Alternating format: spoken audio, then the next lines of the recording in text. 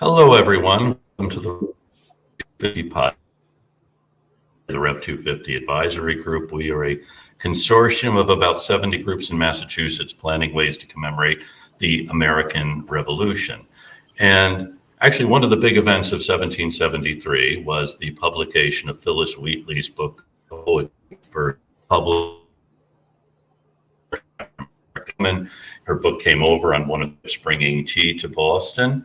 And Danielle Legros George, who is a former poet laureate of the city of Boston, now a professor emerita of creative writing at Lesley University, and who is an associate professor of English at Stroudsburg University, author of the poetry collection My America, have collaborated on a volume commemorating this, Wheatley at 250, Black Women Poets Reimagine the Verse of Phillis Wheatley Peters.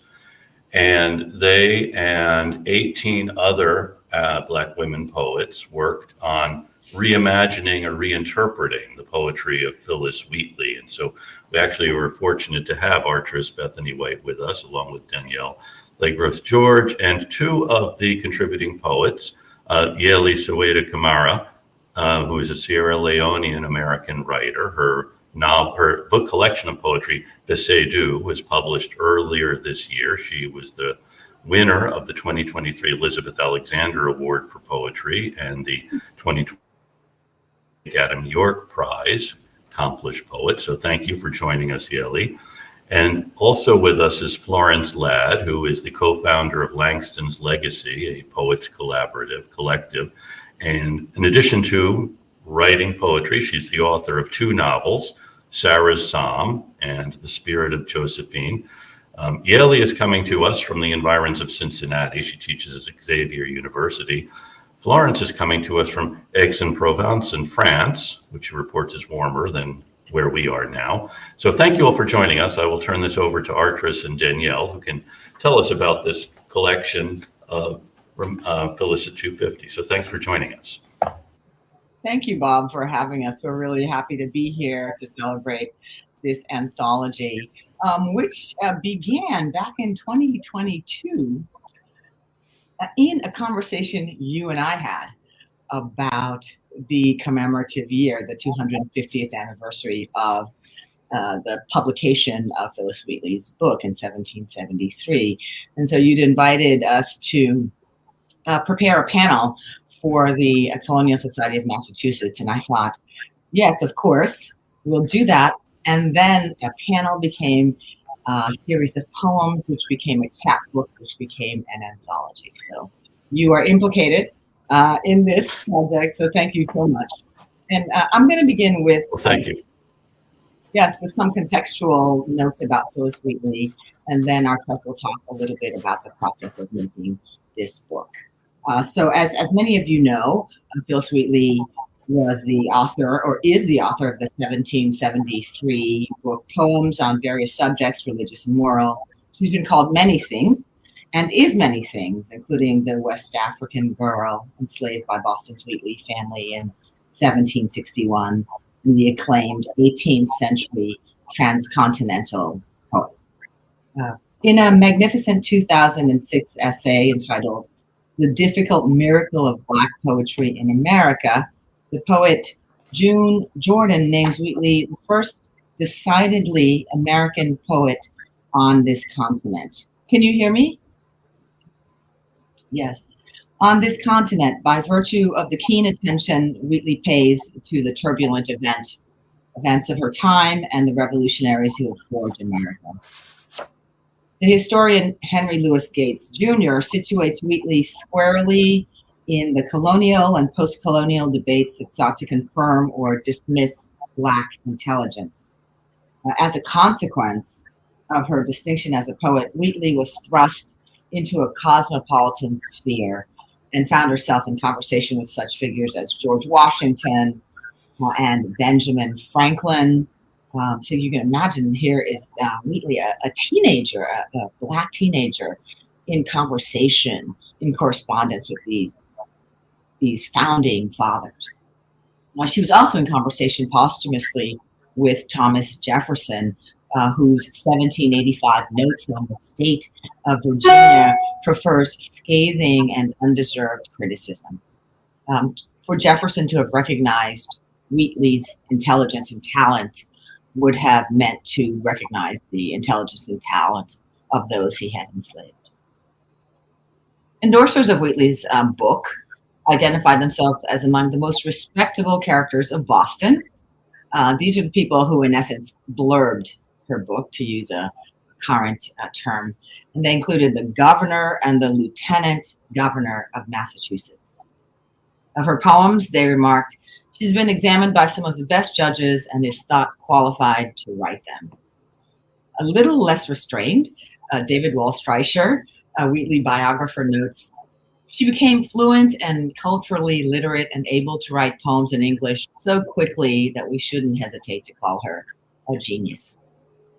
There's been some really wonderful recent scholarship on Wheatley, including Honoré Fanon Jeffers' well-researched 2020 collection of poems, The Age of Phillis.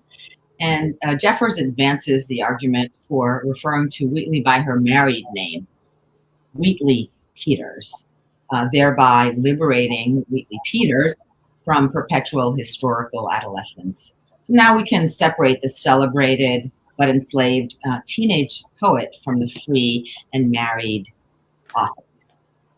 Tara Bynum, a scholar of literary histories, deepens our understanding of Wheatley's inner life by identifying her letters, not her poems, as a means by which Wheatley delights in the pleasures of her living in spite of and because of the world at large. Phillis Wheatley Peters called herself an Ethiop and an African and poet, of course. She dubbed herself friend to, among others, Obor Tanner, a fellow enslaved woman with whom she shared a lengthy epistolary friendship. We might see Obor Tanner as her bestie. She was also friends with Scipio Moorhead, a young African-American painter who made the image of her that we're very familiar with, that frontispiece of her book. Friends with Samson Okum, a Mohegan Presbyterian evangelist, and with the English Countess of Huntingdon, Selina Hastings, who was instrumental in funding the publication of the Wheatley book in 1773. So Wheatley saw her verse published in London, published in Boston on two sides of the Atlantic. She named herself wife of John Peters. Historian Cornelia Dayton offers a narrative that runs counter to the popular and unfavorable ones we have about what transpired between the Peterses. And among John Peters' chief efforts, she notes, was to insulate his wife from physically taxing housewifery and to create space and time for her to inhabit a writer's life and to be a mother. An acclaimed writer and political actor of her lifetime, Wheatley would not live to see herself as inspiration for an immense number of scholarly, literary, and creative texts. She wouldn't see the plaque in Boston recognizing the site where she was purchased, nor the likeness of herself in a bronze statue on the city's Commonwealth Mall, which is shaded so beautifully by trees, elm trees and linden trees. She wouldn't see the buildings that bear her name, the lecture halls, after her unexpected death in 1784, while she was still in her early 30s. And a second manuscript, known to have been circulating at the time of her death, has never been recovered. And we don't know the exact site of her grave at the Copp's Hill Burying Ground in Boston's North End. We know that she's named after the ship that bore her to the Americas and into the maw of greed and attempted dehumanization that was a transatlantic slave trade. We will never know, or at least we don't think we will know, her West African name, her true name, the name given to her by her parents. But we call her sister, and we call her ancestor, and we call her the mother of African American literature and the luminary of the United States letters.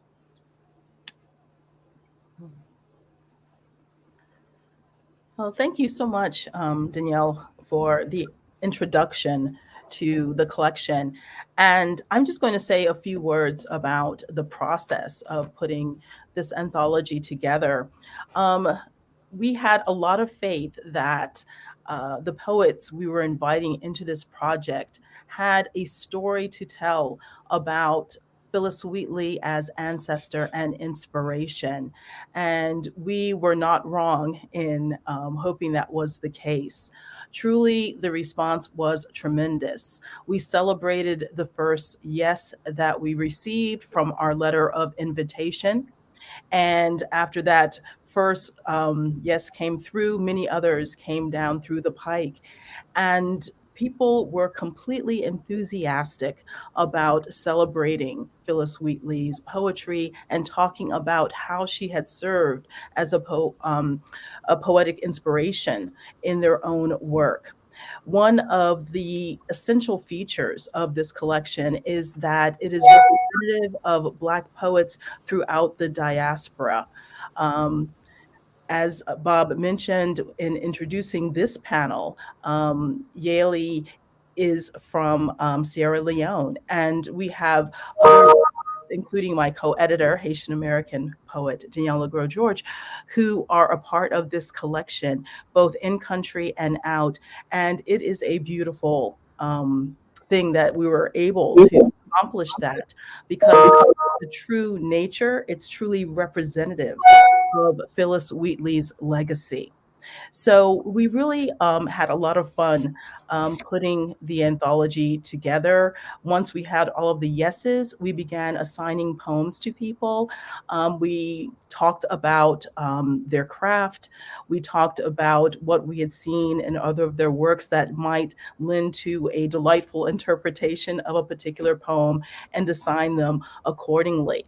And again, we were not disappointed. There are so many various points of entree that the poets had as they wrote their craft statements about their particular process. And I'm just going to share one really quickly. And this is poet Sharon Strange, who wrote on Phillis Wheatley's poem to the University at Cambridge in New England, a reinscription. And she dedicates it to Phillis Wheatley Peters and Claudine Gay. She starts off, 1, prologue. Call it history, future, the web of energies connecting continents, diasporas. Call it synchronicity, fate spinning two lives, spawning twin duties, twinned by Aboriginal home place, manifest genius, such phenomena who compelled your colonized patriarchal halls to hear their voices. So this is a trans-historical project. And I read the first stanza of her reinscription because it speaks to that trans-historical phenomena, right? Both of the people she dedicates the poem to are a part of this august institution. And as a poet, Strange herself attended Harvard. So pulling all of these threads together is so much about what this project is really concerned with. So just thrilled with the breadth of work contained in the collection and the reception of the poets to tap into their own creative forces to make Phillis Wheatley Peters' work accessible to newer generations.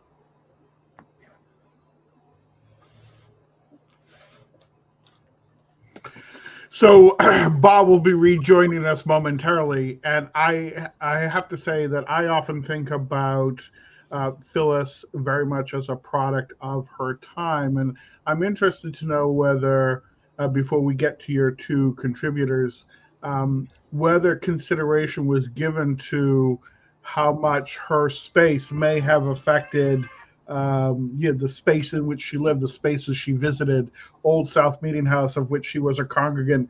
Do you think that that space is one of the factors that affects her writing? Yes, it's a great question. I think it could not but affect her writing. She was very much uh, working within a community. We tend to think of poets and writers as isolated creatures, right? But Phillis Wheatley was very much in the community of Boston, documenting, witnessing, and documenting the events of her day, including the impending revolution. You will recall that 1773, in 1773, we were not yet the United States, but there was something brewing. And so she was watching that and in conversation with Washington, as mentioned earlier, uh, and others who were making the revolution, both within, the colonists, white colonists circles, but also within circles of people of color in Boston and New England. Yeah. Yes. Right. So, they often say that the past is a foreign country, and certainly we see that in language and in costume and in structures. And so I guess, that would be one of the questions I'd have for your contributors, is do they think about those things as they're coming? I mean, her words are very powerful, and she's obviously moved by the passions of her heart and the brilliance of her mind to write these extraordinary poems. But as we've just said, place and time matters as well. And so, do your contributors? I mean, do you think about those things when you're sitting down to write something that is, meant to complement or amplify or exhibit the genius of this woman? I think Florence would be a great person to address this question. Florence, would you mind? Well, not at all. Certainly, I put my heart and self into what I imagined was her situation. And the poem that I had the privilege of studying, living with, was, well, I'll tell you when I get to it. I'll tell you just how it came to her in the moment. And that moment took me into her situation in the Wheatley family, serving them, overhearing conversations, and building her, or allowing her imagination and her extraordinary genius to take her from serving positions to the page, to putting on paper her sense of poetic expression of the events of her time. Danielle, I believe you wanted to go in a particular order regarding your contributor. So I don't know if you'd like to give us a brief introduction to Gailey and how she came to be involved in this project. Yes. Well, I will read a little bit about her from her biography. I think Bob already mentioned some of what she has done in the world. But I want to mention that she earned a PhD in creative writing and English literature from the University of Cincinnati. She lives in Cincinnati, teaches English at Xavier University. And she's the 2022-23 Cincinnati and Mercantile Library Poet Laureate. So I imagine she's doing some amazing work in that role, and already has done some amazing work in that role. And I think Yaeli will speak a little bit about her process and her poem and her thinking. Excellent. So thank you so much. I'm very happy to be here. And so far as thinking about this poem, which originally the poem that I reinscribed was to a lady on her coming to North America with her son for the recovery of her health. And well, the first thing was reading the poem over and over again and just thinking about the rhythm, the music, the thematics, the sonic nature and imagistic quality of Phillis Wheatley's work, and just sitting with that for a while. So just kind of the first step was savoring the work itself. And the next thing was kind of a bewilderment. How do you add to a poem that already feels perfect? So there was just kind of a quiet period with that. And just, I felt like it was a poem, and I've spoken with other contributors that felt the same way about wanting to give these poems care. And so I was thinking really closely about all these different drafts of the poem until it eventually found its its sort of momentum. And for me, what that entailed was thinking about my sort of craft notes is thinking about the synergy between Phillis Wheatley and myself. And so one of the things I was thinking about, or a few of the things I was thinking about with approaching this poem, was thinking about my entry points into Phillis Wheatley's life. And as a young girl growing up in Oakland, California, the idea of poetry being possible for a Black girl or a Black woman was through Phillis Wheatley, the mention of her name, and Nikki Giovanni and Gwendolyn Brooks for me. So these are some of the founding names, but there was never, I think the way that poetry was shared with me was Phillis Wheatley was more of a name and sort of this monument, and we didn't have opportunities to really dig into her work. And so this was a lovely sort of experience for me to be able to return to her work after some years. And so I was thinking about Phillis Wheatley's love of faith, and thinking about my own Christian faith as an entry point, thinking about her family, or her being from the Senegambia, and my family being from that region, or Sierra Leone. So thinking about geographical resonances as well as faith resonances too. And something else that I was thinking about was that, this poem was written about the recovery of health of a Black woman, and this is a pervasive topic. And I think often about how Black women don't receive equitable care, health care, and thinking about what I would want for the beloved women in my life, the women that I know and don't know, and thinking about kin. And so in terms of putting this poem together, I was thinking about what would it look like to create a poem that felt like a sermon and felt like a wish and felt like a prayer, and how could I share that with women I love. And so that's how I came to write this poem. And I'm just going to go ahead and read it now. And again, this is such a pleasure to be part of this anthology. It's one of the best moments of my literary career so far, and I know that it will remain one of the best. So thank you again, Danielle and Artress. So this poem is called Declarations Over Your Life, for every sister in need of a health blessing. Precious sister, I hold your hand and pray bliss over every cell of your being, and soothe the muscles that spasm in anxiety. May you remember who you are and whose you are, and may you recall confidently the steadfast and gentle architecture of your body, and expect wellness to soon flood its majestic contours. May the mass be disappeared, and the strictures slacken, and the toxins break down to nothing. May the angels assigned to life and limb cover you, protect you, shroud you in their manifold ecru wings. And may God hold your heart in his hand until you hear a psalm rising from the wonder of your own breath. Ah, Salah, ah, Salah, ah, Salah, ah. And in the operating room, may the doctor become an auntie and the nurse a brother. May stranger kindle to kin. May dignity burn the edges of isolation. May you be heard with neither doubt, nor prejudice, nor impending slander. May the vector of your questions land with no crook in their spine on the way to the ear of the professional or personnel who needs to hear them.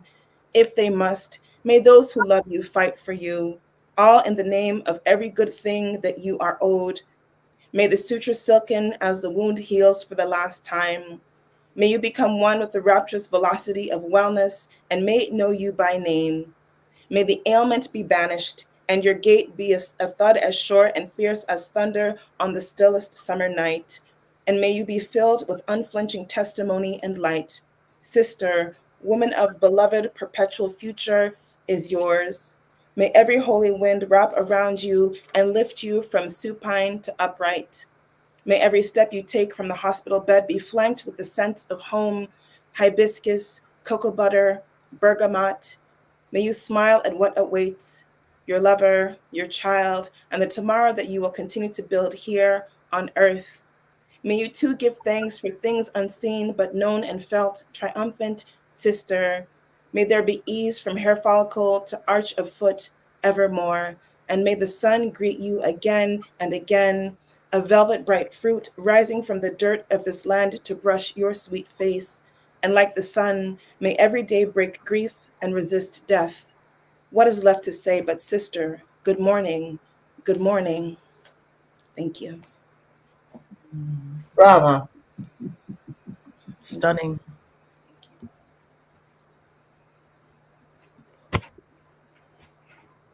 So, thank you, Bailey. That poem is very moving to me, and with its ending of rising, right? And I think that's been part of our project of like bringing Phillis Wheatley forth into the 21st century, having her rise into the 21st century, or continue to rise into the 21st century. Yes. Definitely. It was so much about what we intended for this publication as far as reaching newer generations and the placement of the poetry. Originally, we thought we would have Phillis Wheatley's original poems first, and then the new reinscribed poems.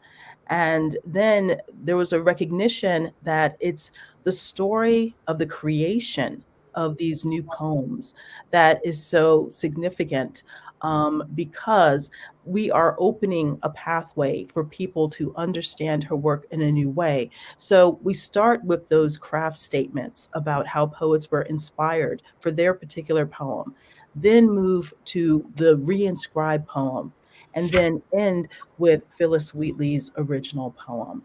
And that really is, a journey that allows people to understand how significant her legacy is and gain that new appreciation of her work. People have been responding very positively to Florence's essay on and thoughts on the poem that she reinscribed. So, Florence, I'm hoping you won't mind sharing your process with us, the Wheatley poem, and then your poem. All right. I thought I might start with Phillis Wheatley's poem, though, and end with my process, if you will. It was her first published poem that I had the pleasure, the privilege of revisiting. And I say revisiting because I grew up acquainted with Phillis Wheatley's work. The poem was delivered to the Newport Mercury by someone who attached these lines: composed by a Negro girl belonging to one Mr. Wheatley of Boston on the following occasion, when Messrs. Hussey and Coffin, belonging to Nantucket, being bound from thence to Boston, narrowly escaped being cast away on Cape Cod in one of the late storms. Being at Mr. Wheatley's, and while at dinner, told of their narrow escape, this Negro girl, at the same time tending table, heard of their plight, from which she composed verses. Imagine how this came to her. Her poem on Messrs. Hussey and Coffin.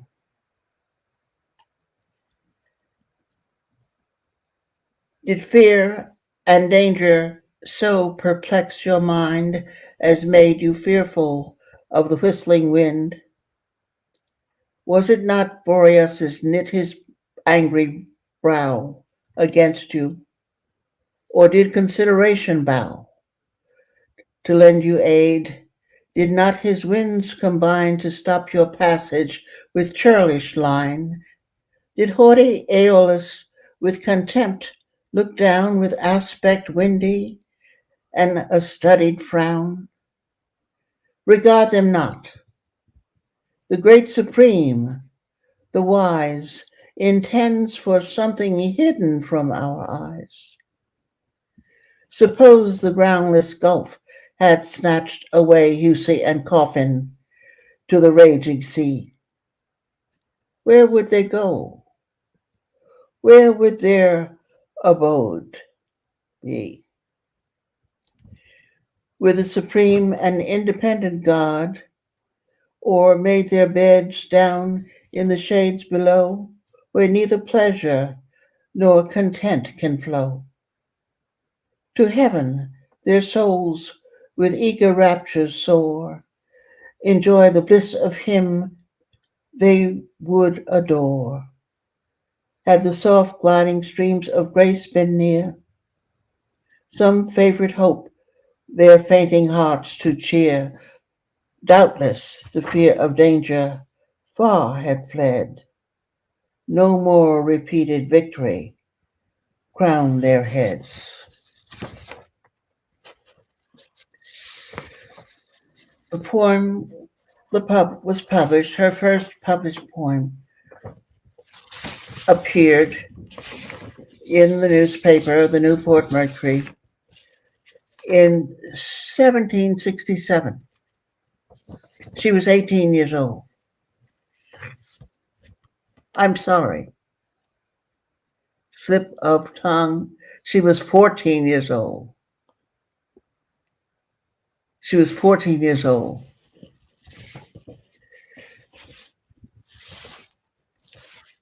My reinscription on Messrs. Husey and Coffin. Hearing of your brush with death at sea, young Phillis rushed to pen her wonderment. How you endured tormenting winds, pelagic waters buffeting your catch. Did you read the script in obsidian clouds? Trembling, did you curse mythic wind deities? Or pray to the great supreme that you, Husey and Coffin, spared briny graves, be guided over the waves to Boston Harbor, where hopeful and heartfelt relief awaited? Did you thank heaven, promising never again would you repeat risking your lives at sea? With her seraphic gifts and Christian sympathy, Phillis pondered the plight of men in ships at sea.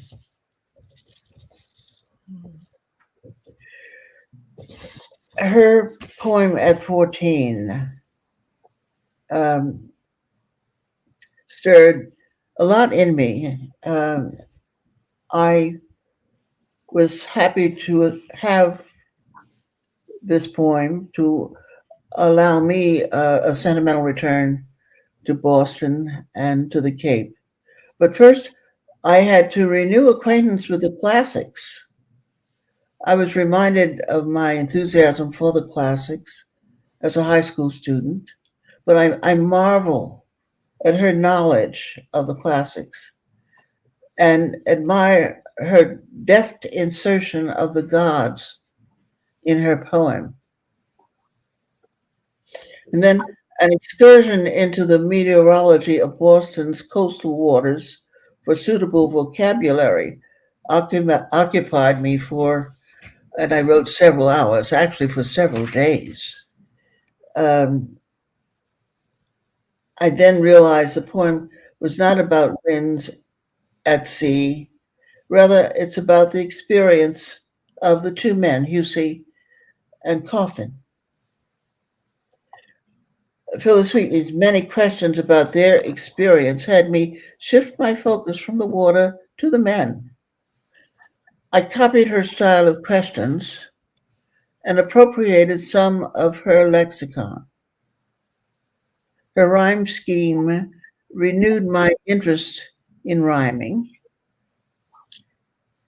and my poem became a sonnet, which seemed appropriate for the period and for the material.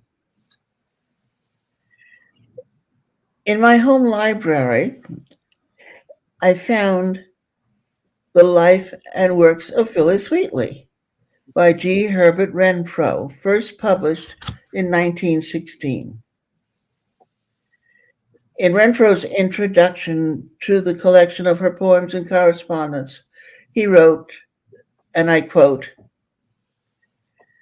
"In the days when women were not encouraged to pursue the richer fields of science and literature, when only the wealthy and refined invaded the storehouses of ancient classics, a Negro girl became an honored precedent for an ungrateful nation." Close quote.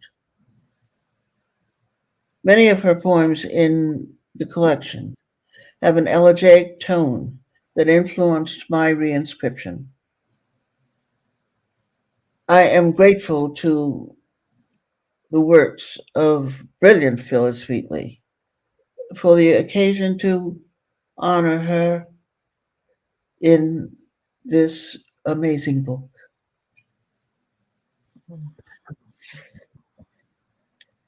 And I want to repeat, she was 14 years old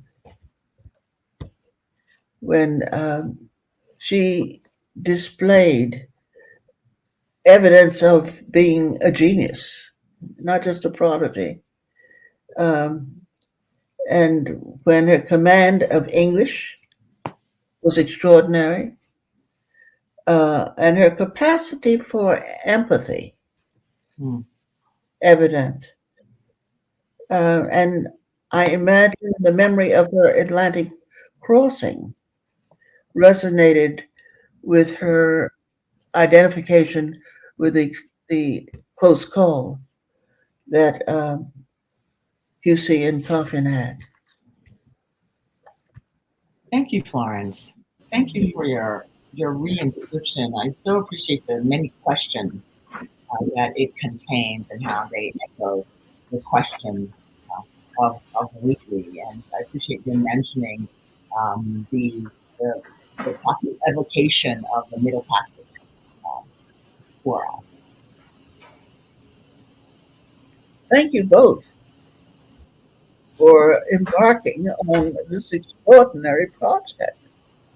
I think it will bring together, at least on paper, many poets of our time whose works we want to know better. And it will certainly lift the works of Phillis Wheatley. That's been our goal.